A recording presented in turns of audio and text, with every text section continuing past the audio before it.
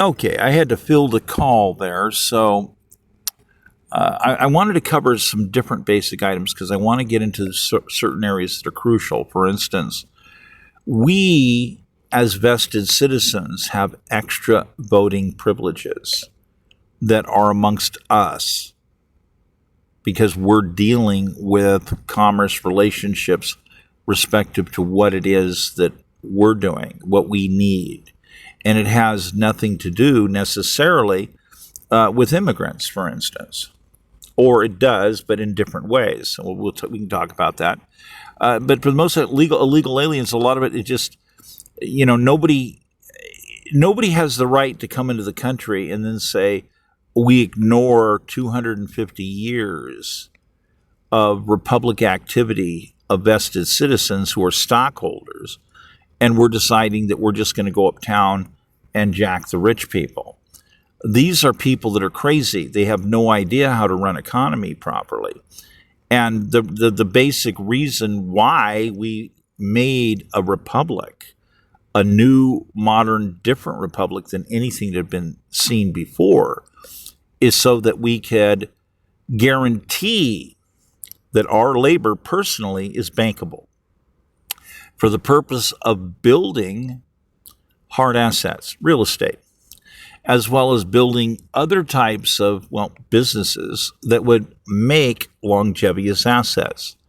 Now, some people are into the food thing. I'll just say real quick up front, we have to always guarantee that we have massive amounts of food. We can never not have food. So even if it's going to cost us all a little tiny bit financially in consideration and the way the whole thing works, we have to take care of guaranteeing beyond the shadow of a doubt that our farming and that our ranching are always solid. We just have to do that. Okay, so moving on. When we're talking about voting privileges, there's a modern problem with leadership as people are coming in with European instrument philosophies. This is a big problem because they're bringing Marxism and communism and socialism into governance that do not belong. These types of governance ideas do not belong in a republic, because our labor is bankable. If you need financial assistance to build, your labor is bankable.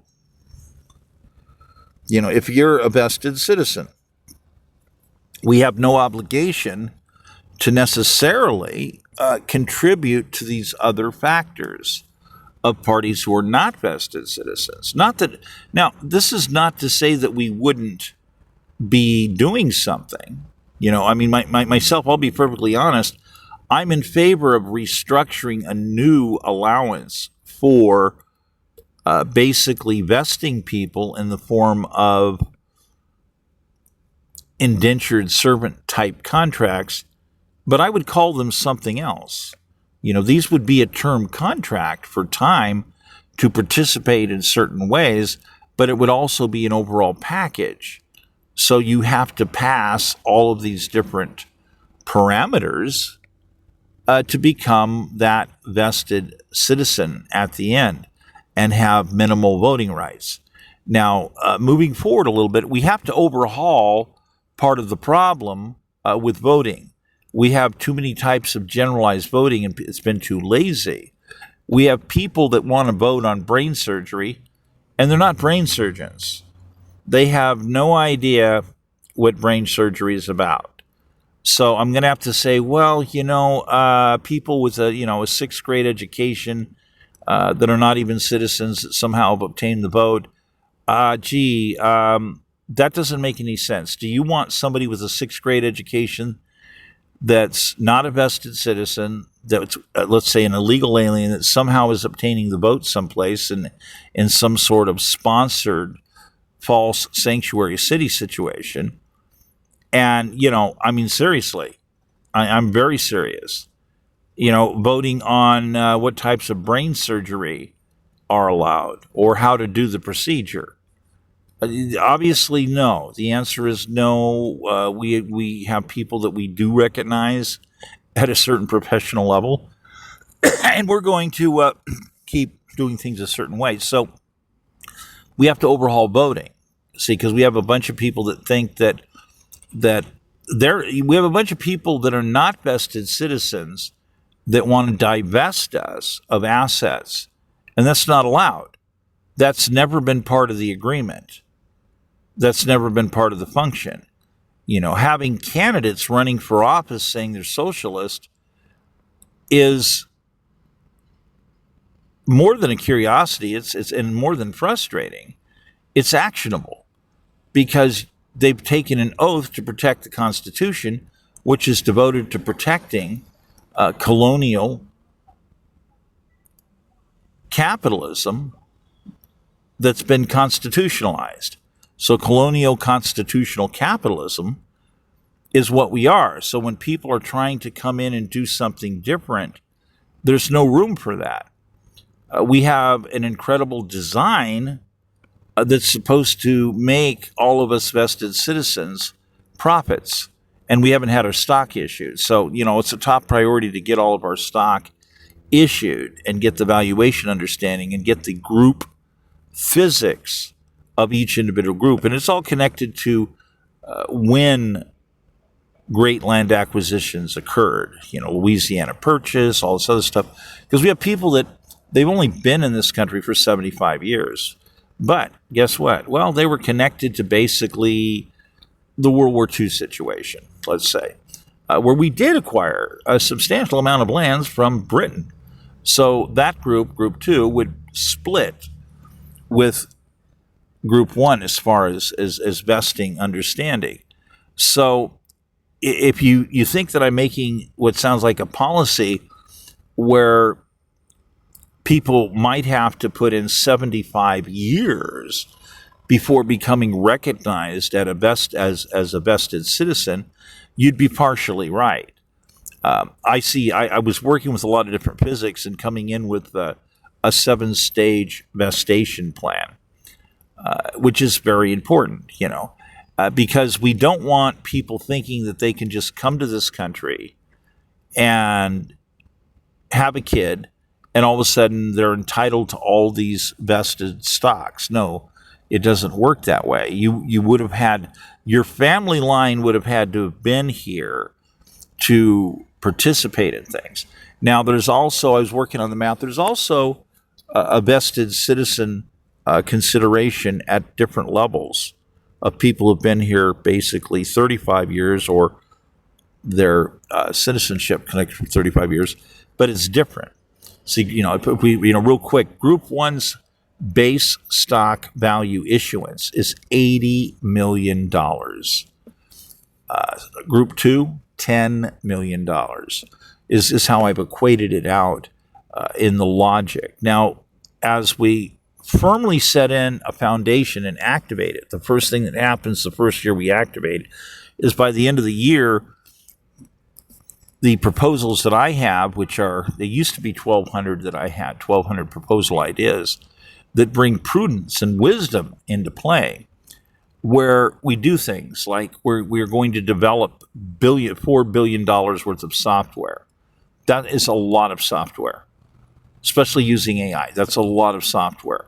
And then what do? We copy it and we paste a copy unto each of us. That means that each of us in Group 1 also own in capability $4 billion worth of software. Effectively, we're going to want for nothing in the area of software. So if we decide to start up a business, we already own the software that we effectively will need, other than maybe a few different nuances that come into play and some modifications. But also the plan that I put out has a way to deal with that as well.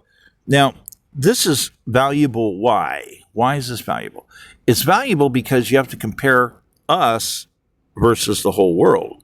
Because if you do that and you realize that you have people in countries all over the world that do not have an effective ownership use of $4 billion worth of software, that they're at a disadvantage from computer management standpoint, from business standpoints.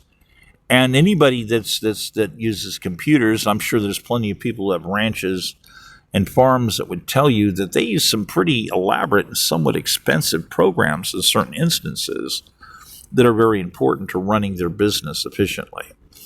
And they want things, they tweak them to work the way they want them to work. So there's a lot of stuff that I viewed and looked at. Well, if we get to the point once again where almost anything you can imagine is already something that we own it. We own it. That's a collective business capitalizing on an opportunity. It's a group opportunity capitalizing. So it's not a communism thing. It's a group business thing. Stockholders, and we're grouping together and we're doing these things. So what is our $80 million worth of stock worth after this is done compared to the rest of the world? It's like we just went into warp speed. We just added a whole bunch of wealth, ineffective consideration because of the capabilities. So group 2 has a similar thing where we get together and decide. Group 1 works with groups 2, and we decide what we want to do, respective to some of these other areas, because their stock is worth less. Now, when people die, we reacquire their stock. We buy the stock, and we buy it on a long-term contract. And the cash tow coming in, because we own all the stock, gets divided back unto us in the form of residuals. So this is something that continues on. Now, we also have the understanding that if you have kids, when your kid is born, your kid also is getting stock issued because their family line is vested. You're vested, therefore your kids being born are vested. So this is, pretty much as it chains along, So there's all these fantastic opportunities I've barely scratched the surface on right here. I've got like 22 or 28 shows that I made within the last year to explain all of these different items that I haven't actually put out yet. I have not put these out yet. So we need to do this deeper understanding because there's all this legal backup. People just can't walk up to you, knock on your door and say, it's been decided I get half of everything you have. And you go, who are you? And they go, hablo no English, but it's been decided. Yeah, no, it hasn't been decided that way. And that's not legitimate. And these people who are aiding and abetting, people bringing non-constitutionalism in, are violating their oath. In other words, there's something wrong with the government. When you have somebody like Mamdani that's running on a platform of socialism, he is not supposed to even be allowed to be a candidate anymore. The things he said and committed to made him invalid. He's invalid because he's violated his constitutional oath, and that's required in order to be a candidate. And the moment that you're no longer loyal, forget it. You're done. You're over with. You're gone. But we're not enforcing these various protection parameters. So we have to, this is the reason why we need to build the law firm. As I lay out the reasoning behind building the law firm, is so that we can protect our rights in many different ways. So we have to do certain litigation, yes. But then we're also going to, separately, we're building courts. Because why? Well, our courts are overloaded in many instances. And these courts, basically, that we would build help compensate things. In other words, we're going to cut out the waiting times because we're building courts to help facilitate. We also get to keep a tighter rein on colonial constitutional loyalties. In other words, we're talking about a different series of testing because as it is right now, we have people that literally think that, well, some Democrats, they think, well, if they get into become the majority, that they can basically sponsor and bring forth judges that are communist or socialist and Marxist.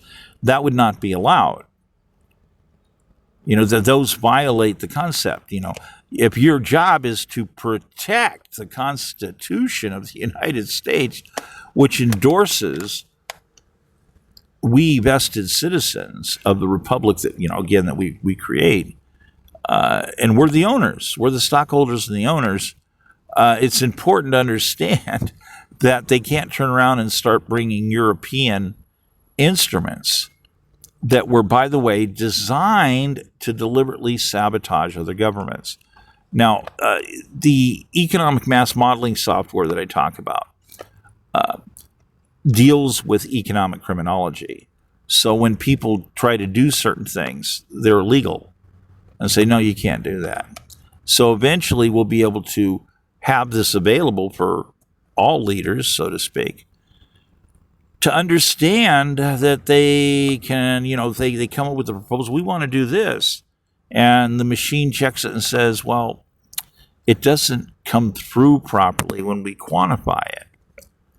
Yeah, it's illegal. It's unconstitutional. You can't do that. You're going to have to make some changes. Here's recommendations, etc. So, so basically we're protecting ourselves permanently, in theory, from other parties coming in, destroying what we've built and what we're still unfolding. Unfortunately, there has been problems with assassinations, greed, other factors, wars, that have not allowed us to do what we need to do. Now we have blockchain technology. With blockchain, we can issue stock electronically efficiently. Everybody can go in and get their applications in, or their, let's say, verification in, to be able to get their stock issuances. And we as a collective are going to build some of the largest computer platforms ever seen in history of the world, eventually, to be able to facilitate our needs. So it's still relatively, it's a closed system, so it's not available for other people around the world to utilize because they're not vested citizens. It's just that simple. So we have to move forward with a lot of this because we're going to be able to stop people from doing some of the things that they're doing. Some of this communist stuff, we can put a stop to it because it's not legal.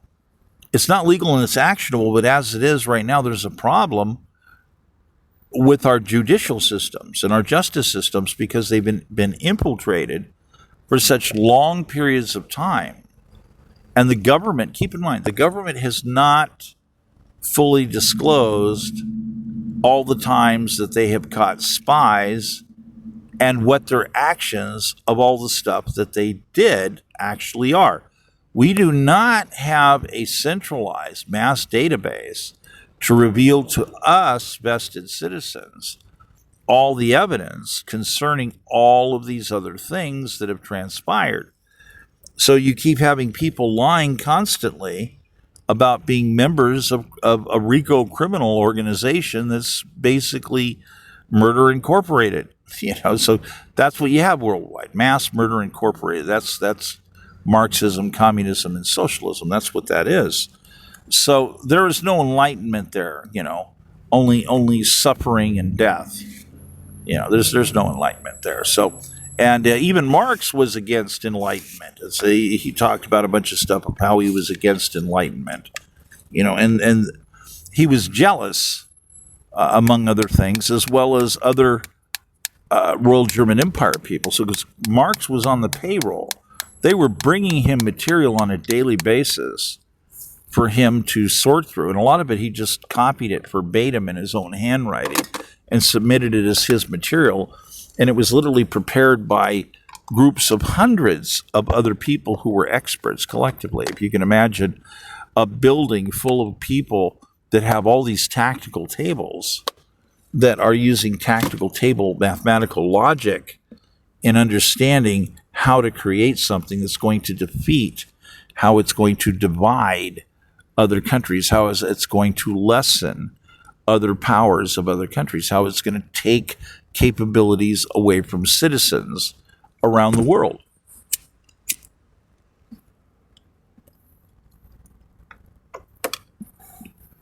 So the reality is, at certain levels in the military and intelligence, we know, because we fought two great wars with the Royal German Empire, and we've ended up taking partners in. Britain has had massive changes. Let's just say it that way. Britain has had massive changes. So in the course of these wars, there's all this intelligence stuff that we cooperate with, that we captured, that hasn't been utilized properly. And a lot of people are saying, "Oh, you're talking about bringing McCarthyism back." Well, I've done pieces on what's wrong about McCarthyism and also what's right about it. The actual information was there. That's correct. He would go too far, not understanding that people had businesses where it was just not practically possible to do extensive background checks on people as they were soliciting for people to financially back their projects. The nature of entertainment, for instance. So in some areas, it's impractical to do that. And obviously, to me, it's a no-brainer that you're going to have people try to infiltrate, to rub elbows and this and that are basically foreign spies, people that have other nefarious goals. That's a givens to me. That's going to happen. So it's somewhat understood. Now, some people would say that there's a problem ethically with many people in entertainment, because they're pushing viewpoints because they want ticket sales. They want to maximize their ticket sales. They want to maximize their audience.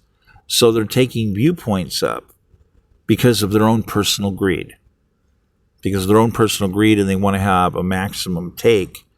Some people do things a little different than other people.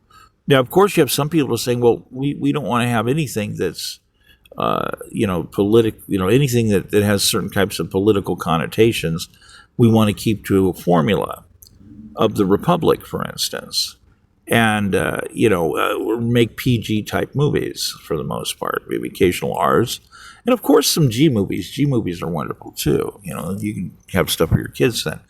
But we do have the thing where people are into artistry and creativity, but we also, again, there are people that they are diabolically opposed to the Constitution, and their practices are reflected in their business practices. So there can be problems respective to an understanding that if your personal greed says that you're going to lie and you're going to deliberately arrange material to basically cultivate and even justify communism and Marxism, socialism, then you're doing it for your own greed. That's your memeism. That's your greed. That's not being loyal to the Constitution of the United States. That's not doing what's supposed to be done and endorsing our system. So that, these are things that different people mention, and there's different quantification logics to this. And again, with the mass modeling economics, we see how things work, and we can pick out and understand the economic criminology factor. When all of this different fraud occurs, different people having different viewpoints, people falsely labeling things, saying, well, we're calling it this, but it actually does something else. These types of deceptive practices get revealed in mass modeling. That's another reason why the mass modeling is so crucial. So, having said this, I want to get to the part where let's talk about major jumps, major enhancements of good ideas to keep us moving forward. Let's go to max production. Let's get things going with stimulus, because we have a situation nationwide on the whole where we have a whole lot of people that basically are vested citizens that are poor and impoverished. We have people dying that are homeless and they're vested citizens. It's like, how can you have somebody that's supposed to have $80 million worth of stock, or even group two, $10 million worth of stock? How is it that these people have been victimized by mass deceptions perpetuated by memeists that are socialist and communist that have financially devastated our system? Because every time you tax something, you're taking capabilities away. That means you're financially attacking. You are doing mass economic sabotage. That's why taxes are banned. It's part of the original system. You see, because we're supposed to have ongoing stimulating systems. Where are they? So, I can talk about the assassinations, the murders, the poisonings of the long-term clandestine plans of Marxists and communists and socialists, because they've been on a mass murder rampage worldwide. Do you think for 1 minute that they haven't been on a murder rampage in this country? Of course they have. And we catch them at it sometimes. And we also end up having people that are dead that, well, we examine some of these people and it's like, yeah, it looks like a homicide. So we can go deeper. If you find a vested citizen that's a corpse on the sidewalk, that's homeless, that's a case of genocide. That's a case of somebody was murdered. There's no excuse for one of our own people, or the child of one of our own people, to be abandoned from having services as they're entitled to services. This ownership factor, this is a very big deal when you consider it, because do you want your children to be burned out of their assets and holdings? Of course not. Do you want them to be denied the ability to maximize and have their labor to be bankable, to build hard assets? Of course you wouldn't. You'd want them to have all those rights. So as we have all these different people talking all of their BS, it's their own memeism. It's their own personal pursuit for their career. So they can talk a neat talk, but what's the real walk? So when I step up and say, look, here's the real walk. Oh, by the way, I keep coming under violent attack. And guess what? Oh, the legal system's not prosecuting people. What's going on here? So, this is a serious situation. The state of California owes me over $10 billion. This is not a game. I have evidence on these people. They've committed some very serious crimes. They've interfered in the process of elections. They've involved themselves in a RICO mass management conspiracy respective to mismanaging elections. That's called a clever coup. So once again, that's called a clever coup. In other words, they're concealing how they're doing the coup, because they've attacked myself, a candidate, which means the Articles of the Constitution say, oh, they're disqualified. Then why are some of these people in office? So we have to protect our rights. We have to band back together. We have to band together. And I'm talking far more than just a grassroots situation. Oh, sure, that's helpful. We need to get really serious. Okay, I'm not talking about, clowns running around throwing peanuts out there. I'm talking about real solid, real substantial. I'm talking about, making sure that everybody gets to build their 7 homes, 1 home a year. So getting us our Treasury access back again properly, the proper way, because we don't currently have it.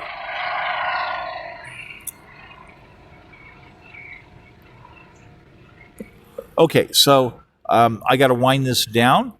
And again, I can close with the point that we have a bunch of people who are voting. that are not allowed to vote. Sanctuary city is no guarantee